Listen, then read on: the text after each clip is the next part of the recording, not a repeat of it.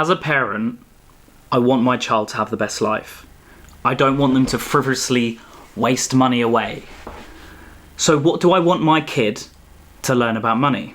What am I going to teach them about money, and is it going to help them succeed?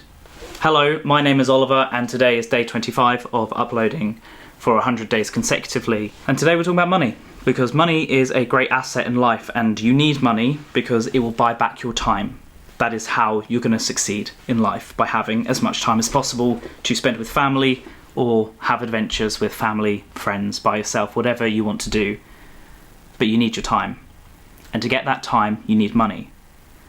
So do you want your kids to succeed, or do you want them to not? Do you want them to make stupid decisions financially?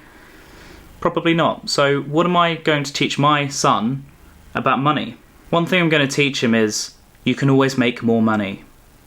People sometimes don't believe that, but you can. There is always a better way to make money, always a quicker way to make more money, and there's a lot of money to go around in this world. There's so much money. There's trillions of dollars, pounds, yen, whatever currency you want to go on. There is so much money in the world, and there is always more to go around. That's the first thing I want my child to know, that there is always more money and you can always get more money. Secondly, my son is going to know how to invest. He's going to know about investing, dividends and currencies from a young age. Why? Why would that matter? Well, first of all, you don't learn that stuff at school. Second of all, he already has his own stock market portfolio. Yeah, I know. My son has his own stock market portfolio. Automatic dividends, reinvestments, and every month I put money in because I want him to have the best life possible. And I'm never going to stop that. I want him to succeed in life, which is why he needs to learn about it. He needs to learn how to manage stocks. He needs to learn if he wants to invest into currency. He needs to learn about how things go up and down. He needs to know all of that. He needs to know about the stock market and companies and shares, which I guess he does slightly. He does understand the value of money, I think. He's only 3, but he's working on it, and I'm doing my best to teach him because I need him to understand the value of money. Another thing that I'm going to teach my son about money and the value of money, I guess, is property. I mean, it is money, it's assets, and this is the point. Assets have worth, and if my son is going to be frivolously spending any sort of money, he needs to understand about assets. He needs to understand about things that he could buy which are going to appreciate in value over a long period of time.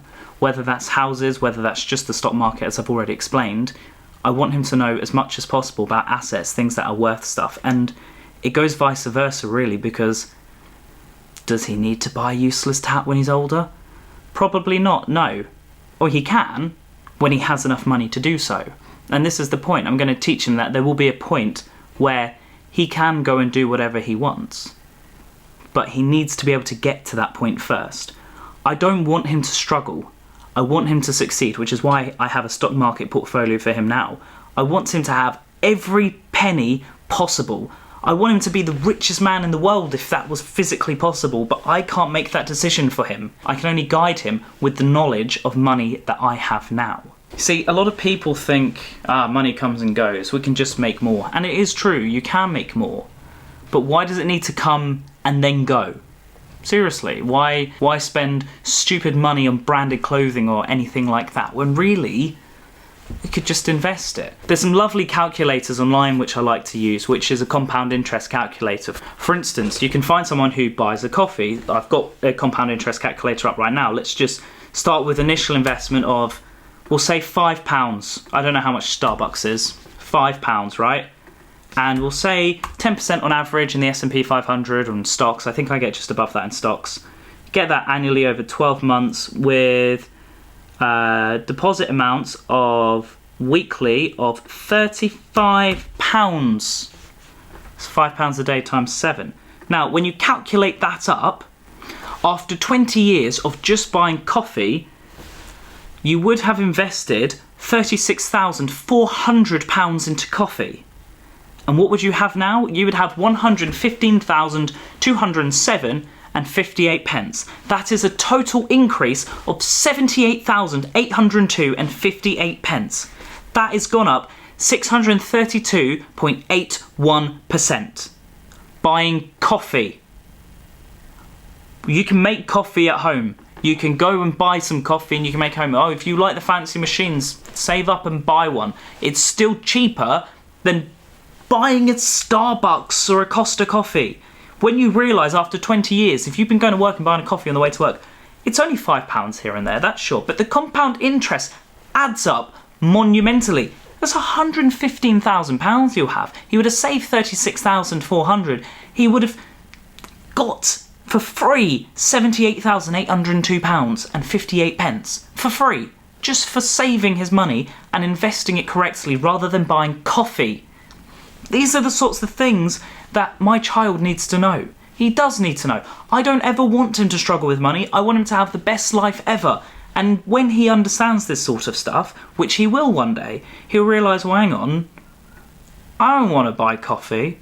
I'll just go buy some for £3 or £5, or however much coffee is, and I'll use water and milk at home and make coffee at home. Done. Simple. Just save. This is the point. My son will need to understand the benefits of saving, the benefits of investing wisely and correctly. Savings matter massively.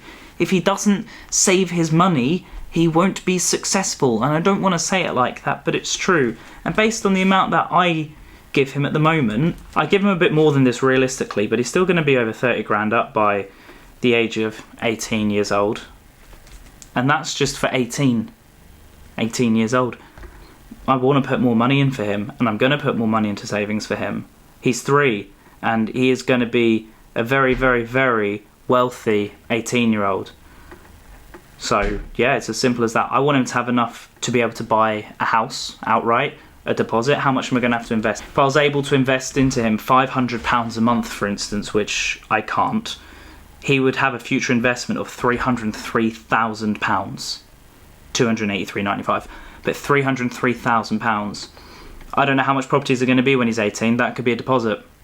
But these are the things that I want him to know. I want him to know that compound interest matters, and yeah, you'll have to sit on things for a few years.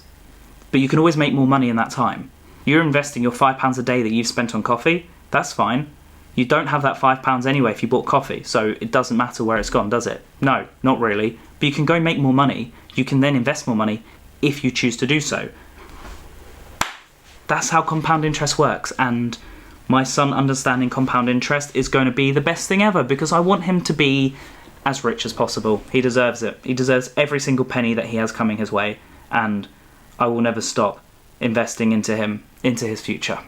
Thank you so much for watching this video. I do hope you have enjoyed it. Please make sure to click the like button, subscribe to the channel if you're new, hit that bell notification if you haven't already, and comment down below anything you do for your kids financially, what you would let them know, what knowledge you do. This is, you know, I invest into him, but I'm going to teach him more about it than I've probably mentioned in this video, but the camera's flashing red, so I need to go charge it, because it's going to end in a second. So, adios my mis amigos, I shall see you guys all in the next video, which will be up soon. Goodbye for now.